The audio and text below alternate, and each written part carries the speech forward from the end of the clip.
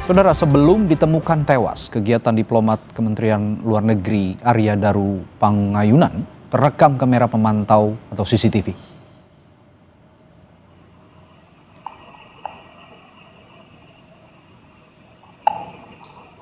Dari rekaman CCTV hari Senin 7 Juli 2025 sekitar pukul 11 malam, diplomat Kemlu Arya terlihat baru kembali ke kamar indekosnya. Beberapa menit setelahnya, Arya kembali keluar kamar dan ia membawa sebuah kantong plastik hitam yang diduga adalah sampah yang dibalut dalam kantong plastik. Dan diduga Arya ini hendak membuang sampah.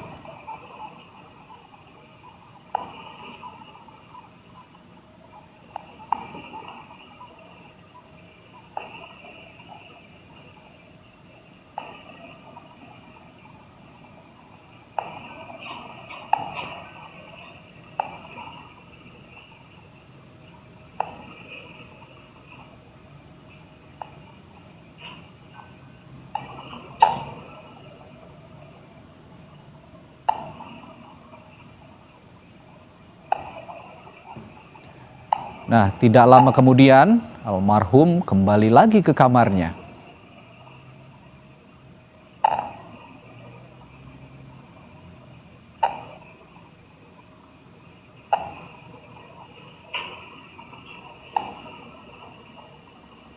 Nah, visual yang Anda saksikan ini adalah visual rekaman CCTV malam sebelum Arya ditemukan tewas keesokan harinya. Dan kami juga tampilkan rekaman CCTV lain saat jenazah diplomat Kemlu pertama kalinya ditemukan. Dengan tenang, dua pria di depan kamar korban mencoba menelpon awalnya dan beberapa kali mengetuk pintu kamar untuk mengecek keberadaan korban. Namun karena korban tidak kunjung menjawab, kedua pria itu berusaha membuka kamar menggunakan kunci cadangan. Namun pintu terkunci rapat, alhasil salah seorang pria yang diduga penjaga indekos dengan mudah mencongkel jendela lalu membuka pintu dari dalam kamar. Dan saudara, polisi kembali melakukan olah tempat kejadian perkara untuk mencari sejumlah bukti dalam penyelidikan kasus tewasnya diplomat muda Kementerian Luar Negeri. Dalam olah TKP lanjutan ini, polisi melakukan proses identifikasi terhadap sejumlah barang milik korban di kamar indekosnya. Selain memeriksa sidik jari dan CCTV, polisi juga masih menunggu hasil otopsi untuk mengetahui penyebab kematian korban.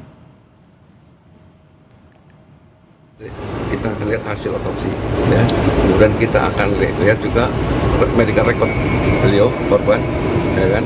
Kemudian kita akan cek juga ahli forensik terkait ke beliau dan di dalam sendiri, kan gitu.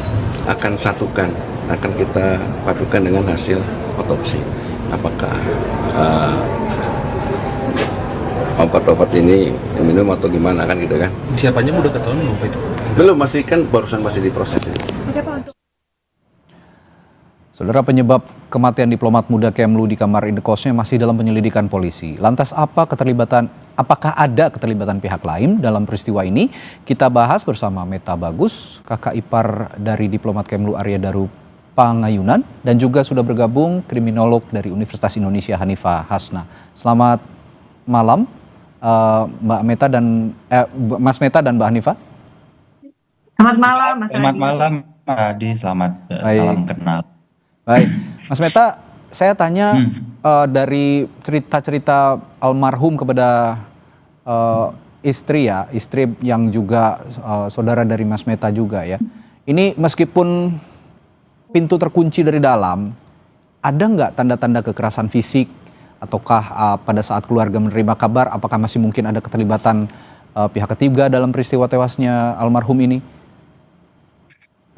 Baik Mas Radi, kalau kami melihat dari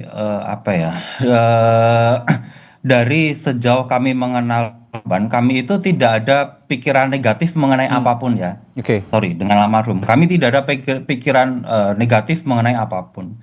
Jadi ya terang kami tidak bisa berkomentar lebih lanjut, selain kami cukup shock ya, sangat shock bahkan lebih tepatnya dengan adanya peristiwa ini. Oke. Gitu. Oke.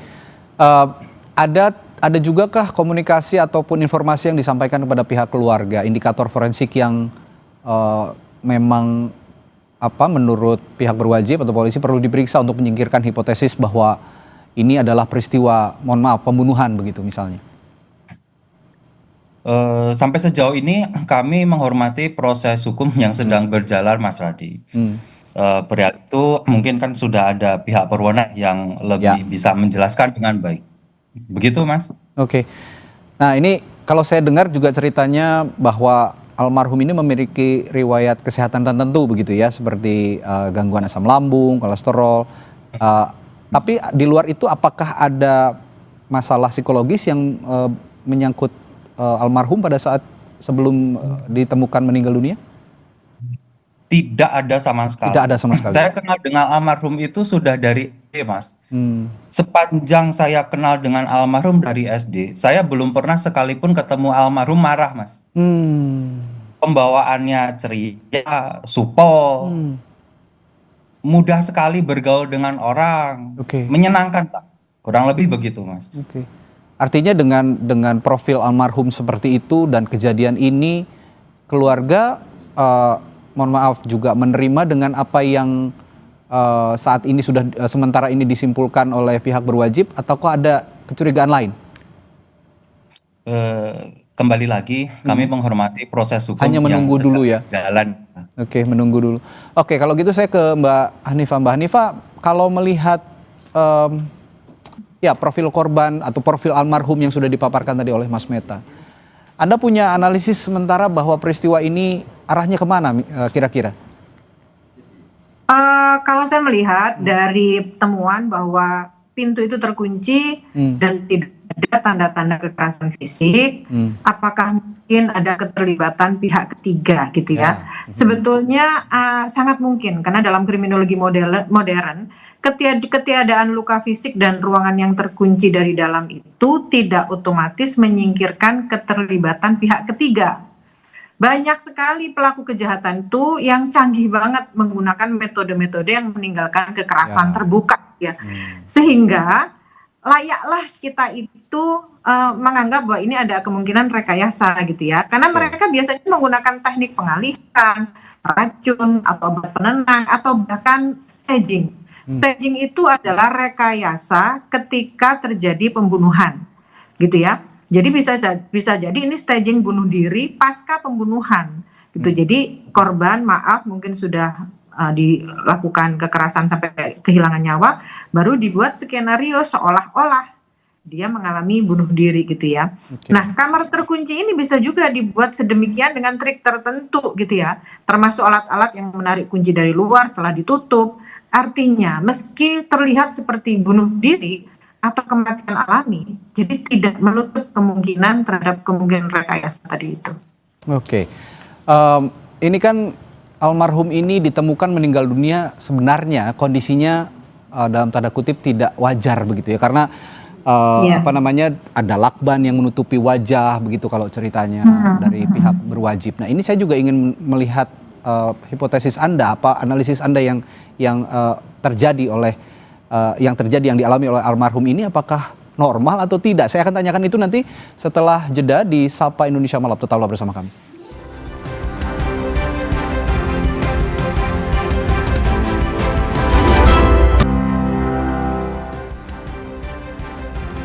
Kita kembali membahas penyebab kematian diplomat muda Kemlu di kamar indekosnya bersama dari kakak ipar dari almarhum, ada Mas Meta Bagus, dan juga ada kriminolog Hanifah Hasnah. Saya tadi ke Mbak Hanifah bertanya seperti ini.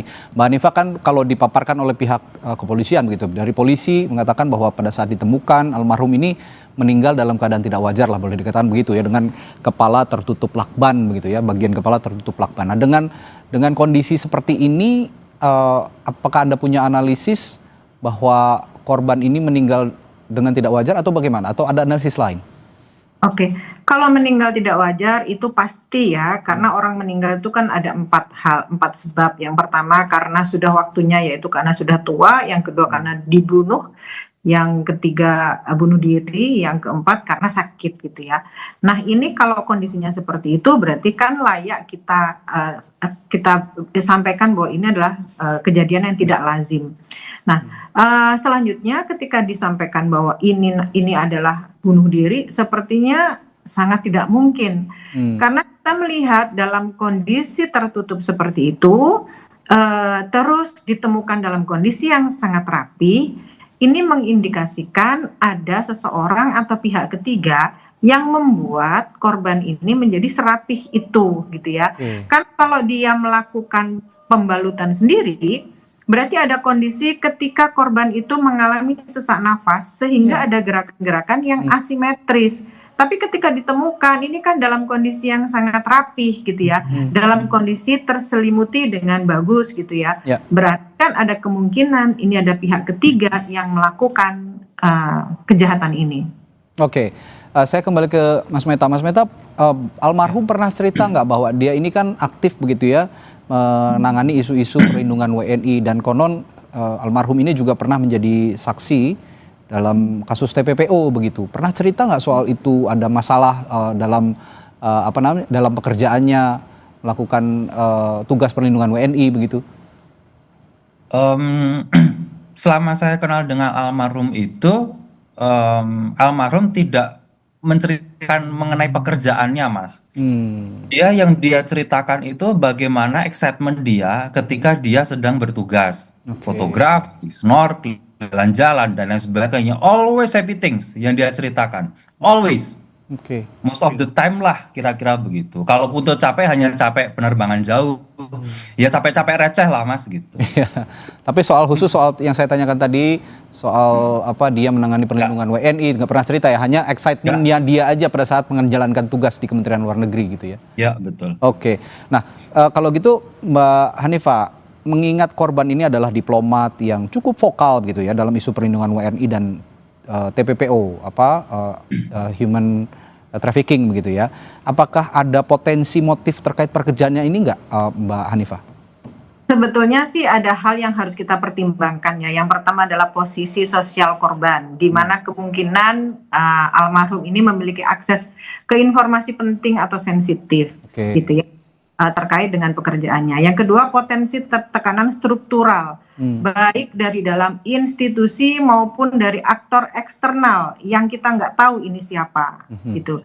Yang terakhir adalah resiko profesional dan psikologis, karena pekerjaan ini menangani perlindungan WNI, seringkali berhadapan dengan konflik, diplomasi krisis atau isu HAM, adalah kemungkinan ke arah ke sana. Tapi dari perspektif kriminologi sendiri, kita perlu menggali apakah korban sedang menghadapi beban psikologis yang tinggi atau psikososial yang tinggi, ataukah terlibat dalam situasi beresiko yang membuatnya menjadi target tekanan. Mengingat beliau atau almarhum itu orang yang sangat receh tadi itu, tidak pernah menyampaikan hal-hal yang berat gitu ya. Ada kemungkinan psikososial atau kondisi-kondisi psikologis dalam tekanan itu menjadi rahasia almarhum atau korban sendiri, disimpan secara pribadi. Ini yang kita bongkar ya.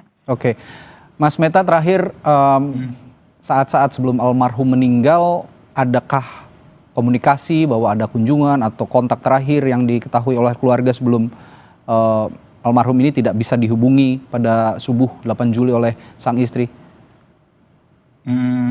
Kalau dengan saya pribadi, saya ketemu dengan almarhum itu malam minggu yang lalu. Kebetulan almarhum baru rutin lah kan pulang ke Jogja, ketemu sama keluarganya.